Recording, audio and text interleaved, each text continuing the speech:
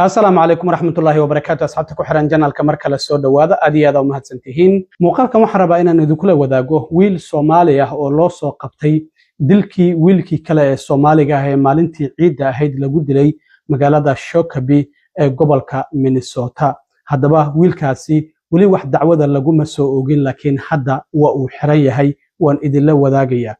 sidoo kalena waxaa jirta in wiilal kale oo Soomaali ah oo ilaa iyo 5 ah loo soo xiray weerar ay geysteen afartii bishan aynu ku jirno isla markaana ay ka geysteen downtown-ka magaalada St Paul laba kooxood oo gaangisa oo Soomaali ah ayaa gacanta isula tagay kadibna isxabadeeyay laba qof ayaa dhaawacantay boolisku ilaa iyo inta muddo 2 toddobaad ka badan baaritaan ayay wadeen shalay ayayna soo qabteen hub sharci darro oo ay haysteen dhalinyaradaasi Soomaalida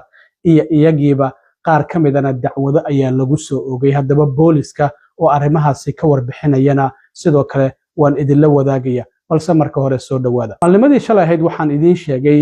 in loo soo xiray qof boolisku wali aysan shaacin dilka wiilkii Soomaaliga ahaa ee Khalid Cabdi Ibrahim oo 26 jir ahaa oo maalintii ciida ahayd ee Arbacadii markii salaada la tukaday kadib ciida lagu dilay meel lagu tukanayay oo fagaara ahayd isla markaana Canterbury Park Expo la yiraahdo waxa la sheegay inay wiil kala murmeen kadibna rasaas uu ku furay isagoo dhaawacan isbitaalka loola cararay oo halkaasi uu ku geeriyooday haddaba website-ka booliska ee Scott County ayaa markii aan galay waxa aan ku arkay in wiilka Soomaaliga ah ee loo soo qabtay dilka wiilkaasi kale ee Soomaaliga ah magaciisa la yiraahdo Raage Maxamed Cabdirasaaq oo 28 jir ah isla markaana wali dacwado lagu soo oogin oo isniinta ayaa la filayaa in dacwado lagu soo oogo laakiin website-ka booliska markaad eegto waxa ku qoran in uu ku eedeysan yahay dil waliba heerkiisu yahay midka koobaad isla markaana dil la soo qorsheeyo uu ahaa marka kulay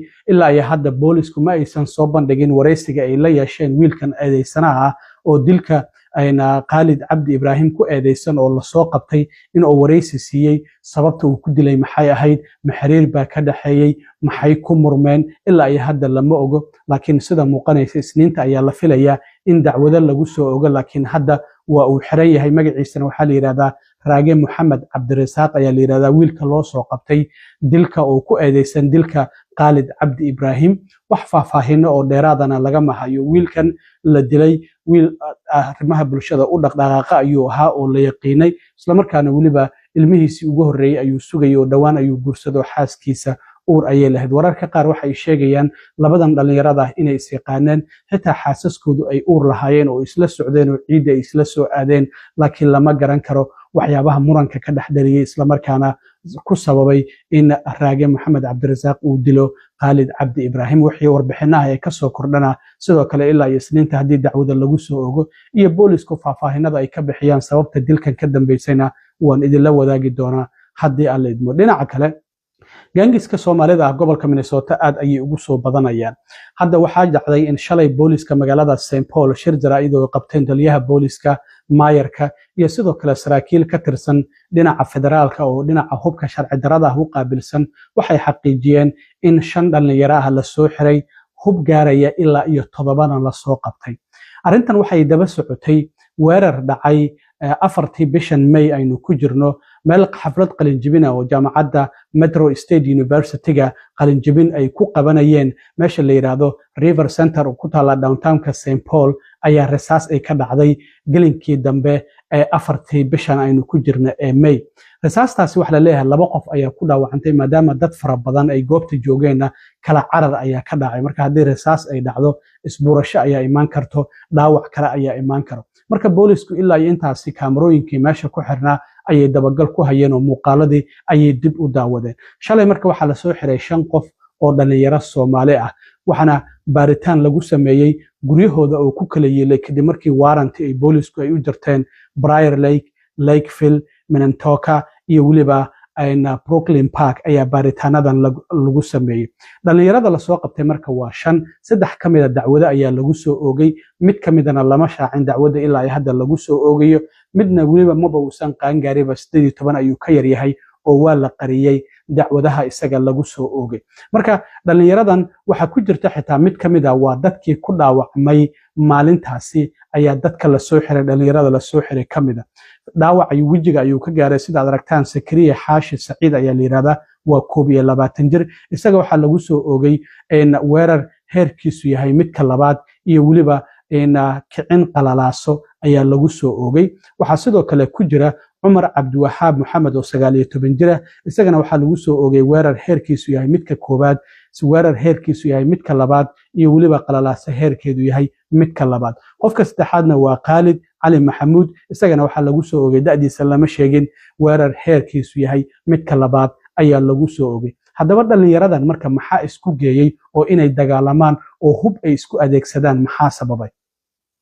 boolisku waxay sheegeen dhalinyaradan waxay ka kala tirsanaayeen laba koox oo gaangi ah oo la kala yiraahdo Phil iyo Madi marka wadada labadeeda dhinac ay joogeen markii hore calaamadaha mid waxaan u nahay kooxaha gaangiska kuwaliba waxay leeyihiin sign ama calaamad gooni ah oo lagu garto marka calaamadihii ay isku caayeen oo isku colaadiyeen markii hore waxa sababtay marka in ay isku yimaadaan kadibna gacanta ay isku la tagaan markaas kadibna rasaas la isku adeegsado marka afartii bish ay arintan dhacday laba qof ayaa rasaastaasi ku dhaawacantay marka oo mid kamid uu yahay Zakariya Xaashi Saciid oo 22 jir oo dhalinyarada la soo xiray kamid ah markaas kadib boolisku waxay bilaabeen in kaamarooyinkii meesha ku xirnaa ay dabagal ay ku sameeyaan waxa la arkay iyagoo boorsooyinka la soo baxaya isku ridaya ilaa iyo 13 waxa goobtii laga soo qaaday fooqa rasaasta ayaa laga soo qaaday goobtii rasaastu ay ka dhacday ilaa iyo 13 fooq oo kala duwan kaamarooyinkii markii dib loo eegayna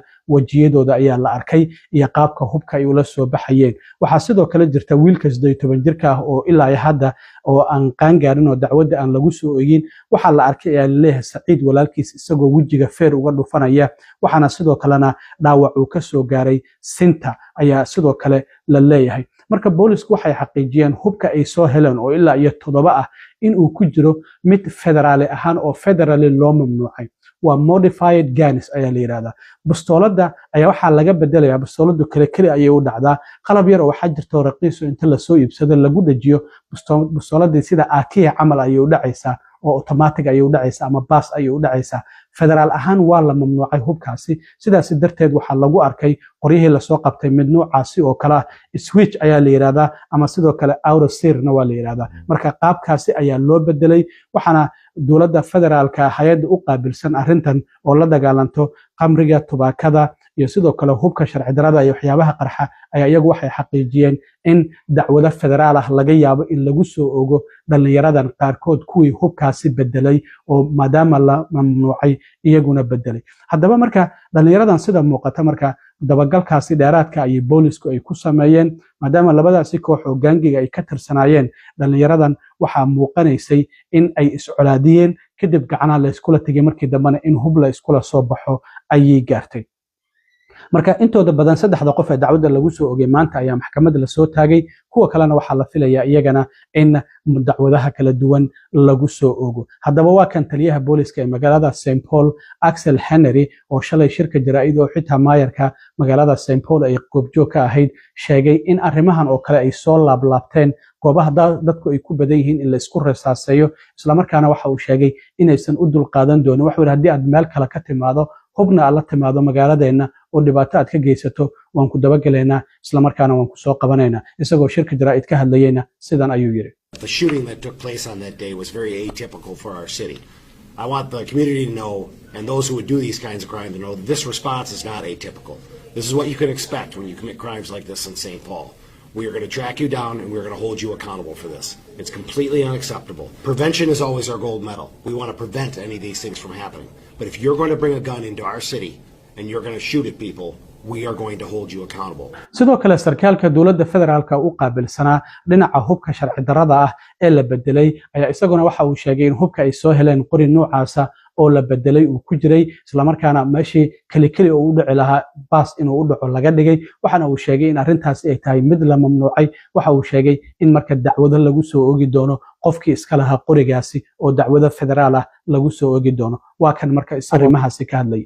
Among the firearms recovered this morning was at least one equipped with a machine gun conversion device. These devices are illegal under federal law, full stop. They are small, they are cheap, and they are designed to do one thing: turn a semi-automatic pistol into a weapon that can fire rapidly, continuously, and uncontrolled. They have no lawful purpose. When we recover one, it matters, because every one of those devices that comes off the street is one less opportunity for violence. ATF takes the legal modification and trafficking of firearms seriously, and we will pursue these cases aggressively. I met with the U.S. Attorney's Office this morning, and we are discussing potential federal charges that may result from this case. More of that to come. aad iyo aad u mahadsantiin asxaabta intaan mar kale kulmi doono nabadgelyo.